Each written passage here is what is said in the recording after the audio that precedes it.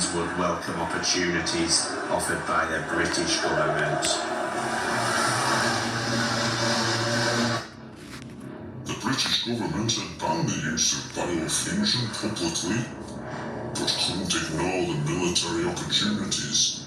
Selling war to the world was too profitable. Hitlogistics was the military contractor secretly tasked with continuing the work Sodor research had begun. The first task was finding as many engines as possible. Biofused material had become rare, and Hitlogistics immediately recruited people to hunt down as many decommissioned engines as possible. One was an old colleague we all called friend. Even when he was being interviewed for the Shed 17 documentary, he was neck deep in secret government research. His biggest dream was much more sinister. Project G-1 was Professor Owen Ruth's dream, the breaking down of biofused matter to their very cells, and then deprogramming them. Engine remains being reused to form anything they wanted. In the project, these cells have their DNA instructions removed, biofused stem cells, which can then adapt and assume any form necessary. It is for this purpose we have begun making extensive research into twins. Annie Clarabella and Kevin Diesel had met as rail enthusiasts, fallen in love, and gotten married within weeks of meeting. The next step in their eyes was to become biofused. It was the most romantic thing in their eyes. He would become an engine, she a coach, and they would ride the rails together. Kevin became his namesake, a sleek black diesel engine. It was Annie's operation where things didn't go to plan. As Annie's cells were being reprogrammed, they split in the early stages of the operation, and two coaches were created, although these twins were far from identical. People started to notice just how many twins were being created on the island, but the questions were brushed off or ignored. In an effort to deflect criticism, Annie and Clarabelle, the first two biofused coaches, were put into service straight away. Everyone was very excited. No one seemed to ask about where all the organic parts were in a coach.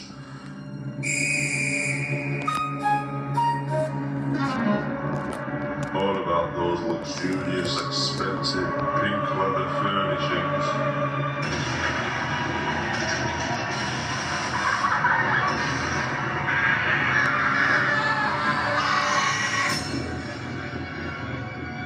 I don't even want to tell you what they found in the toilets. Following this disaster, Annie and Clarabelle would be kept out of the public gaze. One would stay with her husband, the other sent away to Hitlogistics. Diesel was forced to make a heartbreaking choice: which of these ladies to spend the rest of his life with. It must have taken him all of 2 seconds. For Annie, a lifetime with her husband, hidden away from the public gaze. For Clarabelle, the safety and care of Hitlogistics.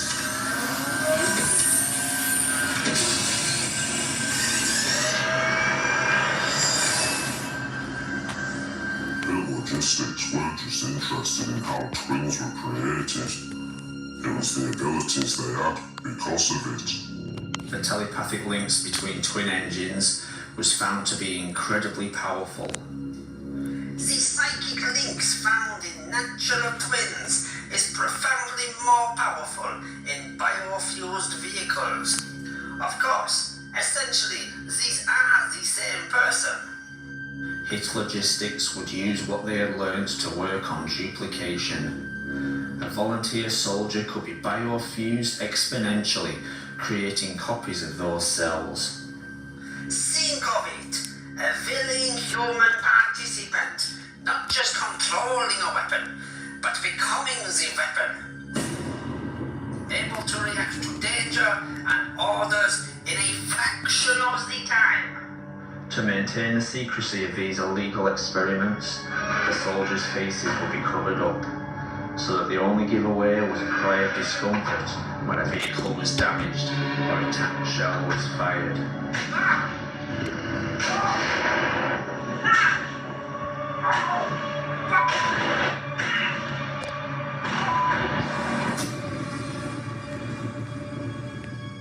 But Professor Ruth wanted to take these experiments further, to duplicate his deprogrammed cells, to assimilate any biofused matter it made contact with, to assume any form of any size. Think of the possibilities. A weapon dropped into a city that can take any form it wishes and adapt any organic material it finds. Whole communities of people removed and left empty for occupation. Stage 1 is the secure storage of biofuels genetic matter in stasis. Stage 2 will involve the release of this material, in secure conditions of course. To release this material in an uncontrolled state would be disastrous. There was nothing they wouldn't try in that place, even experimenting with mirrors. As well as mirror testing, work on twins would become more extreme, to test just how far the telekinetic link in biofused matter would go. For one set of twins, the link would go too far. Whilst unseen horrors were administered on doctors, the doctors and specialists at HIT Logistics could observe in full detail the torture as an unbreakable bond with his twin would tear Douglas apart.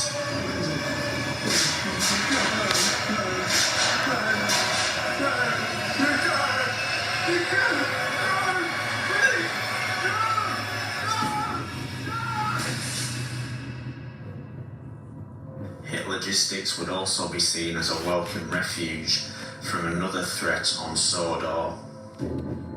Steamies, we called them. They started out as rail enthusiasts, train spotters. They loved engines, but where was the harm in that? But when living engines were introduced on Sodor, they couldn't get here fast enough. Most were seen as enthusiastic volunteers on the railway, some getting permanent jobs.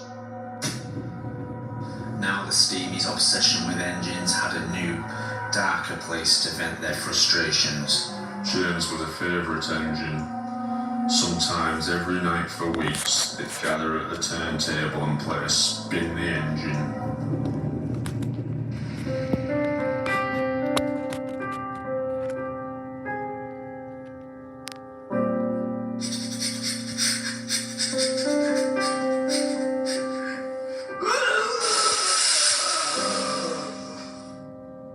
This security footage, hidden by Sodor research until now, shows Gordon desperately pretending he couldn't fit on the turntable. But James was always the favourite, even to the television writers. James as driver and fireman were feeling him all over. But I had nothing to do with any of that business. Not after the first time. With the closure of the railways, the engines were hidden away, and the Steamies would go underground and bide their time. And it would be 30 years and a new documentary before anyone cared. Before anyone asked, why did this happen? Where were the engines? And what can we do about any of it? The protests aimed at the government and HIT Logistics. The destruction of the evidence was speeded up.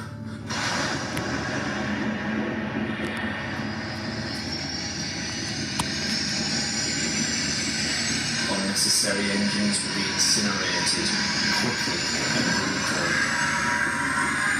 As easy as signing a form, ticking a box, or waving a flag. The engines we knew and loved were murdered in the most efficient way possible.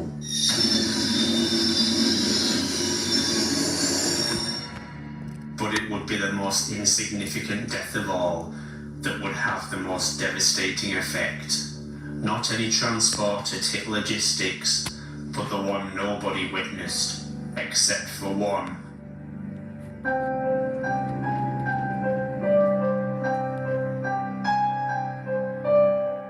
They'd spent 30 years together, just looking into each other's eyes, forgotten by us all, and as happy as any of us could ever hope to be.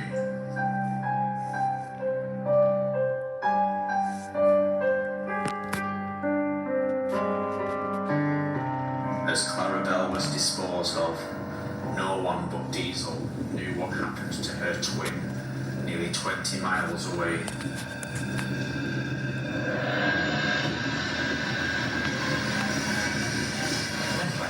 What's wrong? What's the matter? What's happening? Please, stay with me. I can't.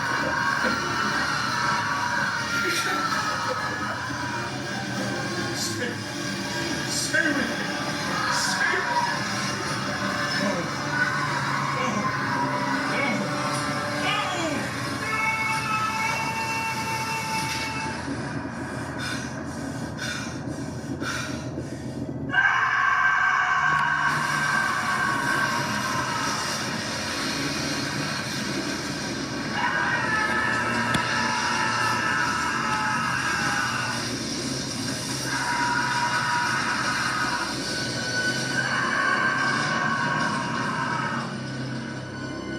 But it wasn't over for Diesel. He had to get out. As terrible as seeing his wife perish was, the worst was yet to come.